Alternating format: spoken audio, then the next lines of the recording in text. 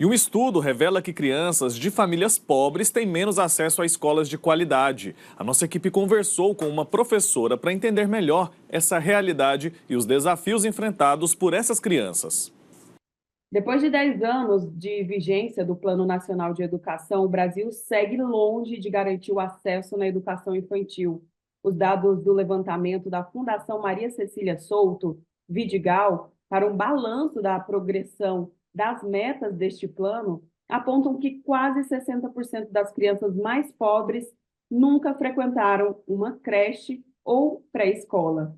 Sobre esse assunto, eu converso agora com a mestre em Psicologia da Educação, Maria Regina Passos. Maria, bom dia, seja bem-vinda, obrigada por nos receber.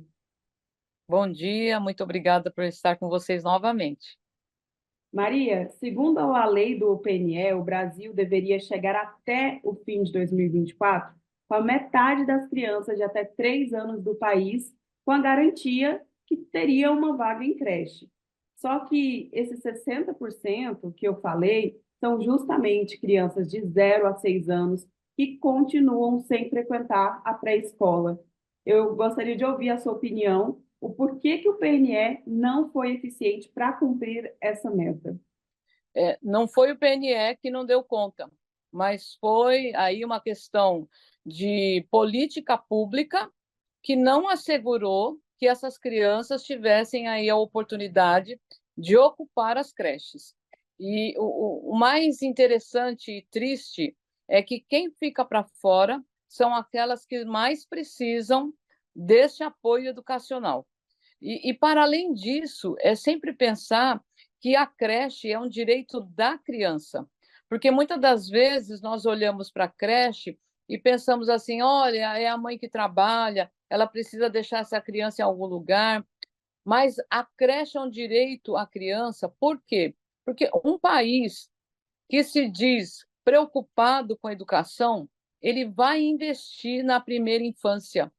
Se você observar os dados que nós temos hoje no ensino fundamental, na alfabetização, são dados baixíssimos. Nós recebemos agora os dados da avaliação que resultou lá do Criança Alfabetizada, do programa de governo.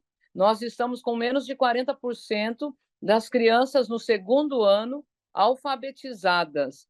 Isso significa que temos um problema lá no ensino fundamental, mas nós temos um problema muito sério na educação infantil.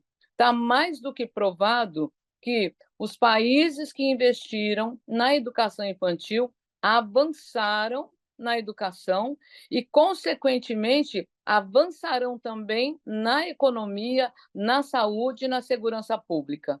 E falando nisso, quando a gente faz uma análise assim, o porquê que as crianças mais pobres são as que não conseguem ter acesso à pré-escola. O que a gente pode analisar disso? A senhora citou falta de políticas públicas, mas será que somente isso foi um dos erros que desde 2016 a gente não tem conseguido cumprir esse plano?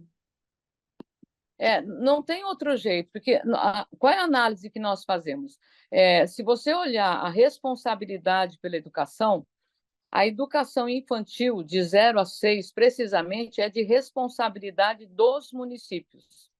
Só que os municípios trabalham em regime de colaboração com o Estado e com a União.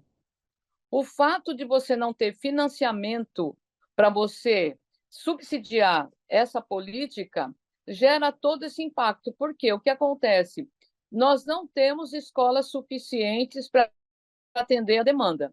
Alguns municípios, e eu conheço vários deles, que trabalham em parceria, fazendo com que as OSCs, né, as subvencionadas, quer dizer, eu entrego um serviço público na mão do terceiro setor, para que ele possa, de fato, gerir aquilo que eu, enquanto município, não consegui. Então, eu vou financiar essa ação. O problema é que, geralmente, o que acontece nessas escolas que são subvencionadas, bancadas com o dinheiro público, com um mantenedor, nem sempre ela atende à necessidade da criança. Só para ter uma ideia, nós, desde 2017, temos a nossa Base Nacional Comum Curricular, que gerou os currículos nos estados e nos municípios.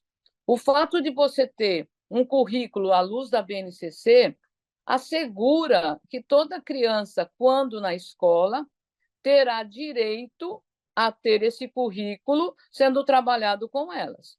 O problema é, muitas das vezes você tem essas crianças na mão de escolas subvencionadas e sem acompanhamento. Então, o fato ainda tem um agravante, porque você tem assegurado que aí perto de 40% estejam ocupando as creches, nós não temos dados ainda da qualidade do trabalho ofertado. Porque nós temos aí hoje, se você olhar o que vem acontecendo na educação, é um efeito dominó.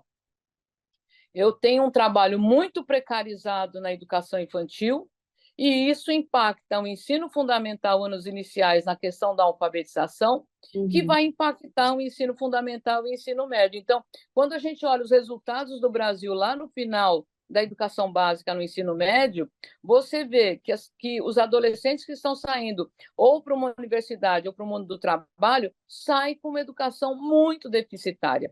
Então, nós temos que fazer, de certa forma, assim, como é que eu olho lá o início para assegurar que essas crianças terão direitos de aprendizagem e desenvolvimento, assegurando aí as habilidades motoras, cognitivas, socioemocionais, para que, de fato, eu possa ter a melhor educação e lá na frente eu possa colher esses frutos. E assim, Maria Regina, é possível observar que tem um alto custo, né, a educação de 0 a 6 Sim. anos, principalmente para os municípios que são responsáveis em ofertar isso.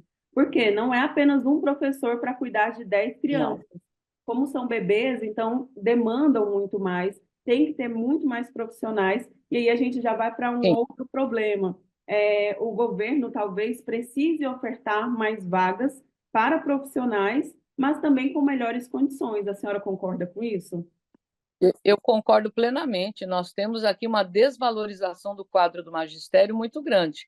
E como você muito bem falou, o fato de você ter uma educação infantil desde 0 a 6 anos implica que lá na primeiríssima infância eu preciso de mais profissionais, porque nós não podemos descartar o que está lá na Resolução 5 de 2009, nas diretrizes curriculares da educação infantil, que nós não colocamos uma criança na creche só para cuidar.